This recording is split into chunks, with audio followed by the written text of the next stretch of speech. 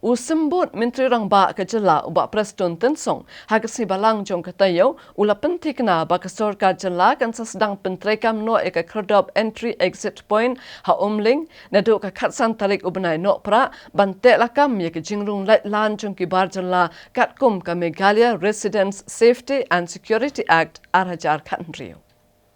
Kene kejing pentik na jong ke Sorkar jela kalami hadien kejing mi perthai jong ke Sautali ke seng bhalang ke KSU FKGGP HNYF bat RBYF ban penrem jur ya ke rai basendat jong ke Sorkar jela ban pensange no kejing trai ya ke ni ke Khyrdop ke bala pentrai barok shikata. Halor kini kecing pensange ke Sorkar kala pensyai baka dauhi kamdai setiaban penken no sisendon ye kecing shna Khyrdop hendrai banyo shna de kitiar ba syupendan ne ki prefab structure hakane ke jaka kanang bakan yang kloy ke Khyrdop. Usembut Menteri Rangba Kejela ubak Preston Tensong ulong baka Sorkar kala shim ye ke nikarai namar kecing yo ye kecing kerki ban penyang no kloy ye ke Khyrdop hakane ke jaka kanang ban tek lakam ye kecing rung lait lan jong ki beriu banabar Kejela. Upentep baka Sorkar kamang ban penlut hadu like lur tengka bantai ye kene kecing tai bat kala Buhthong ban pendap no yaka hapo ubnai Nohprah bat en sedang Pyntreikam pat halani syua ka khatsan tarik Nohprah. The contractor has already started the land development. As I said to you, land development, I think you must have seen it. Huge investment has been made, no doubt about it.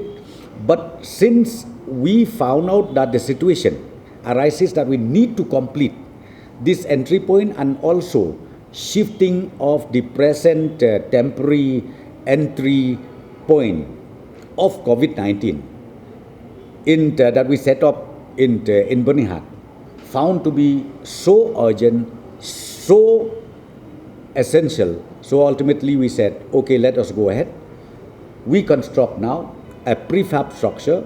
One is for entry point and number two is for the entry point of COVID-19.